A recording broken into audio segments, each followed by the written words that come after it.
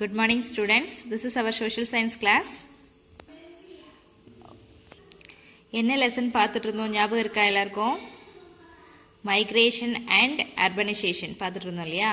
Okay, இந்த லெசனில் வேறு என்னெல்லாம் நம்ம பார்த்தோம்?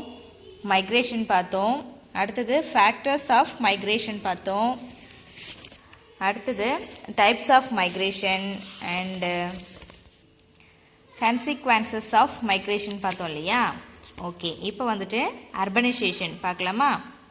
Urbanization refers to the process in which there is an increase in the proportion of population living in towns and cities. அதாவது டவுன்ஸ்லேயும் சிட்டிஸ்லேயும் வாழக்கூடிய மக்களோட மக்கள் தொகையின் விகிதாச்சார அதிகரிப்பதை தான் வந்துட்டு அர்பனைசேஷன் அப்படின்னு சொல்லுவாங்க. சரிங்களா? ஓகே, இதில் அடுத்தது காசஸ் ஆஃப் அர்பனைசேஷன், நகரமயமாதலுக்கான காரணங்கள் பார்த்தீங்கன்னா 3 டைப்ஸாக கொடுத்துருக்குறாங்க. ஒன்று பார்த்தீங்கன்னா natural population growth, second one rural to urban migration, third one பார்த்தீங்கன்னா the reclassification of rural areas into urban areas. அதாவது இயற்கையான மக்கள் தொகை வளர்ச்சி. செகண்ட் ஒன் பார்த்தீங்கன்னா ஊரகத்திலிருந்து நகர்ப்புறங்களுக்கு இடம்பெயர்தல். தேர்ட் ஒன் பார்த்தீங்கன்னா ஊரக பகுதிகளை வந்துட்டு நகர்ப்புறங்களாக மறுசீரமைப்பு செய்தல். சரிங்களா? இதுதான் வந்துட்டு நகரமயமாதலுக்கான காரணங்கள். இது மட்டும் இல்லை, இன்னும் சில ரீசன்ஸ்லாம் கொடுத்துருக்குறாங்க பாருங்க. Present day urbanisation includes change in demographics, land cover, economic process and characteristics of a geographic area. So இந்த ரீசன்ஸ் எல்லாம் தான். சரிங்களா? அடுத்தது பார்த்தீங்கன்னா origin and growth of world urbanization, அதாவது உலக நகரமயமாக்கலுடைய தோற்றமும் அதனுடைய வளர்ச்சியும் பற்றி இதில் பார்க்க போகிறோம். இதில் பார்த்தீங்கன்னா நமக்கு 3 டைப்ஸாக கொடுத்துருக்காங்க. ஃபர்ஸ்ட் பார்த்தீங்கன்னா ஏன்ஷியன் பீரியடில், அப்புறம் மெடிவல் பீரியடில், அப்புறம் மாடர்ன் பீரியட்லலாம் என்னென்ன சேஞ்சஸ் இருந்தது, என்னென்ன வந்துட்டு வளர்ச்சி எப்படி இருந்தது, அதனுடைய தோற்றங்கள்லாம் எப்படி இருந்தது அப்படின்றத பார்க்க போகிறோம். ஓகே, ஏன்ஷியன் பீரியட் அப்படிங்கிறது எப்போன்னு பார்த்தீங்கன்னா 10,000 இயர்ஸ்க்கு முன்னாடி தான் வந்துட்டு ஏன்ஷியன் பீரியட் அப்படின்னு சொல்லுவாங்க. ஓகேவா? The urban centres started developing during the prehistoric period, அதாவது வரலாற்றுக்கு முந்தைய காலத்திலே வந்துட்டு இந்த நகர மையங்கள் உருவாவது ஸ்டார்ட் ஆயிருச்சு. சரிங்களா? During this period primitive man started domestication of plants and animals, அதாவது இந்த காலகட்டத்தில் தான் தொடக்க கால மனிதர்கள் வந்துட்டு தாவரங்களையும் விலங்குகளையும் வளர்க்க தொடங்கினாங்க. சரிங்களா? அதே சமயத்தில் அவங்க வந்து பெர்மனண்ட்டாக வந்துட்டு தங்கிறதுக்கான டெவலப்மெண்ட் எல்லாம் இந்த காலகட்டத்தில் தான் இருந்தது. அதாவது ஒரு இடத்துல பெர்மனண்ட்டாக தங்கணும் அப்படிங்கிற ஒரு வளர்ச்சி வந்துட்டு இந்த காலகட்டத்தில் இருந்திருக்கு. And the river valley regions of the Egypt, Greece and India gave rise to the agrarian communities which eventually formed the urban communities and the urban centers. இந்த எகிப்து, கிரீஸ் அண்ட் இந்தியா இவங்கெல்லாம் வந்துட்டு இந்த ரிவர் சைடில் வந்துட்டு, அதாவது ஆற்று பள்ளத்தாக்கு பகுதிகளில் வந்துட்டு வேளாண்மை சார்ந்த சமூகங்கள் எல்லாம் உருவாக ஆரம்பிச்சது. இது உருவாக ஆரம்பிச்சதுக்கு அப்புறம் அது அப்படியே வந்துட்டு நகர்ப்புறமாக மாற ஆரம்பிச்சது. சரிங்களா? அது மட்டும் இல்லாமல் இது எந்த இடத்துலலாம் வந்து ஃபுட் கிரைன்ஸ் எல்லாம் வந்துட்டு ப்ரொடக்ஷன் வந்து அதிகமாக இருந்ததோ, இந்த அதாவது தானியம், இந்த உணவு தானியம்லாம் வந்துட்டு எந்த இடத்துல வந்துட்டு அதிகமாக இருந்ததோ, அதிகமாக உற்பத்தி செய்யப்பட்டாங்களோ அதெல்லாம் வந்துட்டு நகரமாக மாற ஆரம்பிச்சது. ஸோ அதில் பார்த்தீங்கன்னா இந்த எந்தெந்த பகுதி அப்படின்னு பார்த்தீங்கன்னா உர் அப்படிங்கிறது வந்து மெசபடோமியாவில் ஒரு பகுதி. சரிங்களா? Babylon Mesopotamia, Thebes and Alexandria in Egypt, Athens in Greece, Harappa and Mohenjodaro in India were noted prehistoric cities of the world. இந்த இடம்லாம் வந்துட்டு வரலாற்றுக்கு முந்தைய காலத்திலே வந்துட்டு நகரமயமாக மாறிச்சு இந்த இடம்லாம். சரிங்களா? அடுத்தது இந்த 7th centuryல பார்த்தீங்கன்னா itself many cities were found near the Aegean Sea. During the Greek colonial period, the expansion of trade promoted the growth of towns and cities. அதாவது இந்த 7ஆம் நூற்றாண்டின் தொடக்கத்திலே பார்த்தீங்கன்னா ஏஜியன் அப்படின்ற சீக்கு அருகில் கடலுக்கு அருகில் இருக்கக்கூடிய பக்கத்தில் இருக்கக்கூடிய பல நகரங்கள் வந்துட்டு இருந்தது அப்படின்னு சொல்லியிருக்கிறாங்க. அது வந்து கிரேக்க காலனி ஆதிக்கம் காலங்களில் வந்து ட்ரேட் வந்து விரிவாக்கம் பண்ணுறதுக்கு பல நகரங்கள் மற்றும் மாநகரங்கள்லாம் உருவாச்சு. சரிங்களா? அடுத்தது பார்த்தீங்கன்னா மெடிவல் பீரியட். இந்த மெடிவல் பீரியடை எப்போ சொல்லுவாங்க அப்படின்னு பார்த்தீங்கன்னா it refers to the period after the 11th century. இந்த 11th centuryக்கு அப்புறம் இருக்கக்கூடிய காலத்தை தான் வந்துட்டு மெடிவல் பீரியட் அப்படின்னு சொல்லுவாங்க. இந்த காலகட்டத்தில் என்னென்ன நகரமயம் அதெல்லாம் இருந்தது அப்படின்னு பார்க்கலாம். இந்த காலகட்டத்தில் பார்த்தீங்கன்னா யூரோப்போட ட்ரேட்ஸ் எல்லாம் இருந்திருக்கு. 13th centuryல பார்த்தீங்கன்னா at the end of the 13th century Paris, London, Geneva, Milan and Venice இதெல்லாம் வந்துட்டு இம்பார்ட்டன்ட் சிட்டிஸாக வந்துட்டு அப்போ வந்து இருந்தது. அடுத்தது பார்த்தீங்கன்னா மாடர்ன் பீரியட். மாடர்ன் பீரியடை எப்போ ஸ்டார்ட் ஆச்சு அப்படின்னு பார்த்தீங்கன்னா 17th centuryலேருந்து மாடர்ன் பீரியட் அப்படின்னு சொல்லுவாங்க. Before 1930 Africa had towns only on its coast, but now it has 50 towns with population exceeding 1 lakh.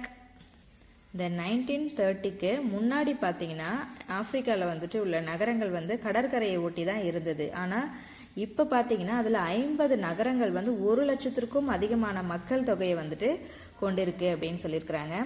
அடுத்தது பார்த்தீங்கன்னா major cities in Africa are Korea, Nairobi, Mombasa, Bulawayo, Douala, Abidjan, Lagos, Accra, Addis Ababa, Leopoldville, அப்புறம் Luanda, Cape Town, Natal, Pretoria etcetera.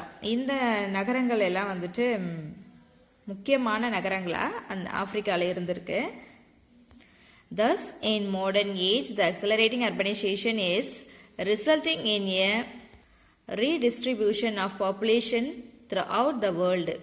அடுத்தது ஒரு டேப்லர் காலம் கொடுத்துருக்காங்க world urbanisation அப்படின்னு சொல்லிட்டு. என்ன அப்படின்னா உலக நகரமயமாதல் பற்றி நேம் ஆஃப் த ரீஜியனில் வந்துட்டு எந்தெந்த காண்டினென்ட் அப்படின்னும் அதனுடைய பர்சன்டேஜ் அர்பன் பாப்புலேஷனுடைய பர்சன்டேஜும் கொடுத்துருக்காரு. இது எந்த வருஷத்தோடுது அப்படின்னு பார்த்தீங்கன்னா 2018 பண்ணது. சரிங்களா? அடுத்தது வேர்ல்டு டாப் 5 சிட்டிஸ் கொடுத்துருக்காங்க. அடுத்த டேப்லர் காலம் நேம் ஆஃப் த சிட்டி கொடுத்துருக்காங்க, பாப்புலேஷன் இன் மில்லியன் கொடுத்துருக்காங்க. இது எப்போ கணக்கெடுக்கப்பட்டதுன்னு பார்த்தீங்கன்னா 2018. ஓகேவா? இதை எடுத்து ரீட் பண்ணி வச்சுக்கோங்க. அடுத்தது கான்சிக்வன்சஸ் ஆஃப் அர்பனைசேஷன், நகரமயமாதலோட விளைவுகள். சரிங்களா? ஃபர்ஸ்ட் பார்த்தீங்கன்னா ஹவுசிங் அண்ட் ஸ்லம்ஸ் கொடுத்துருக்காங்க. இது என்னன்னு பார்த்தீங்கன்னா குடியிருப்பு மற்றும் குடிசை பகுதிகள். சரிங்களா? there is a lack of space. இந்த நகரமயமாதலுடைய விளைவில் ஃபஸ்ட்டு நமக்கு என்ன கொடுத்துருக்குறாங்க அப்படின்னு பார்த்தீங்கன்னா குடியிருப்பு மற்றும் குடிசை பகுதிகள் இல்லையா? இதில் என்ன விளைவு அப்படின்னு பார்த்தீங்கன்னா நகர்ப்புறத்தில் இருக்கக்கூடிய மக்கள் தொகை வந்துட்டு அதிகமாக இருக்கிறதால அவங்க தங்கக்கூடிய இடம் வந்துட்டு பற்றாக்குறையாயிடுது. அதை சமாளிக்கிறதுக்கு என்ன பண்ணுறாங்க, தரமற்ற குடியிருப்புகள் உருவாக்குறதுக்கு ஒரு காரணமாக இருக்குது. இன்னொன்று பார்த்தீங்கன்னா குடிசைகள் வந்துட்டு குடிசை பகுதிகள் வந்துட்டு அதிகமாக உருவாகிறதுக்கும் காரணம். சரிங்களா? அடுத்தது ஓவர் க்ரௌடிங், மக்களோட நெரிசல் வந்துட்டு அதிகமாக இருக்குது. நகர்ப்புற பகுதிகளில் வந்துட்டு அதிக மக்கள் நெரிசல் இருக்கிறதால சுகாதாரமற்ற அப்புறம் சுற்றுப்புற சூழலுக்கு வழிவகுக்கிறது. சரியா? நமக்கு இது என்னவாகுது அப்படின்னா இது மூலமாக நமக்கு என்னவாகுது, நிறைய நோய்கள் எல்லாம் வர்றதுக்கு காரணமாக இருக்குது. ஸோ அது ஒரு விளைவு. அடுத்தது பார்த்தீங்கன்னா water supply, drainage and sanitation, அதாவது தண்ணீர் விநியோகம் இல்லைன்னா அதுவும் வடிகால் மற்றும் சுகாதாரம். No city as round the clock water supply in the world. உலகத்தில் எந்த ஒரு நகரத்திலும் பார்த்தீங்கன்னா நாள் முழுவதுக்கும் தேவையான அளவு தண்ணீர் நமக்கு கண்டிப்பாக என்னவாகுது, கிடைக்கிறதே கிடையாது. இது உண்மை தானே? சரி, இது ஒரு ரீசன். அடுத்தது பார்த்தீங்கன்னா இந்த வடிகால் அமைப்பு இருக்கு இல்லையா, ட்ரைனேஜ், இது பார்த்தீங்கன்னா ரொம்பவே வந்துட்டு ஒரு மோசமான நிலையில தான் இருக்கும். நகர்ப்புறம் மற்றும் உள்ளாட்சி அமைப்புகளுக்கு குப்பைகளை வந்துட்டு எடுக்கிறது வந்து ரொம்பவே வந்துட்டு கஷ்டமான ஒரு விஷயமா இருக்கு இல்லையா, அது ஒரு ரீசன். அடுத்தது பார்த்தீங்கன்னா டிரான்ஸ்போர்ட்டேஷன் அண்ட் டிராஃபிக், போக்குவரத்து மற்றும் நெரிசல் இல்லையா. சரி. absence of planned and adequate arrangements for traffic and transport is another problem in the urban centers. பல நகரங்களில் பார்த்தீங்கன்னா அந்த கூட்டத்தோட நெரிசலை கட்டுப்படுத்துறதுக்கு போதுமான திட்டங்களும் நம்மக்கிட்ட இல்லை, போக்குவரத்து கட்டமைப்புகளும் நம்மக்கிட்ட இல்லை. ஸோ அது ஒரு ரீசனாக இருக்குது இந்த பிரச்சனைக்கு. சரிங்களா. அடுத்தது பார்த்தீங்கன்னா the increasing number of two-wheelers and cars make the traffic problem worse. They causes air pollution as well. இந்த டூ-வீலர்ஸும் கார் இருக்கு இல்லையா, இதோடைய எண்ணிக்கை வந்துட்டு அதிகமாகிறதால நமக்கு வந்து போக்குவரத்து நெரிசல் வந்து ரொம்பவே இருக்கு. அது மட்டும் இல்லாமல் காற்று வந்துட்டு மாசு அடையிறதுக்காகவும் மாசு அடைஞ்சிட்டு இருக்கிறது அது ஒரு ரீசன் இல்லையா. அடுத்தது pollution. Towns and cities are major polluters of environment. Several cities discharge their entire sewage and industrial effluents untreated into the nearby rivers. நம்மளுடைய என்விரான்மெண்ட் வந்து மாசு அடையிறதுக்கு இந்த சிட்டியும் டவுன்ஸும் தான் வந்துட்டு ரொம்பவே வந்து முக்கியமான காரணமாக இருக்குது. இந்த 2 இடங்கள் தான் வந்துட்டு நிறைய வந்துட்டு காற்று மாசு அடையிறதுக்கு காரணமாக இருக்குது. சரிங்களா. நிறைய சிட்டிஸ்லேருந்து வெளியேறக்கூடிய இந்த ட்ரைனேஜ், அதுவும் அடுத்தது பார்த்தீங்கன்னா அதாவது கழிவு நீர், அதுக்கடுத்து பார்த்தீங்கன்னா நிறைய இண்டஸ்ட்ரியிலேருந்து வரக்கூடிய கழிவு நீர்கள், இதெல்லாம் வந்துட்டு பக்கத்தில் இருக்கக்கூடிய நீர்நிலைகளில் கலக்கிறதால நமக்கு என்னவாயிடுது, சுகாதாரமற்ற நீர் மற்றும் காற்றை நம்ம வந்து பயன்படுத்த வேண்டிய அவசியம் ஆயிடுது. ஸோ அது ஒரு ரீசன்.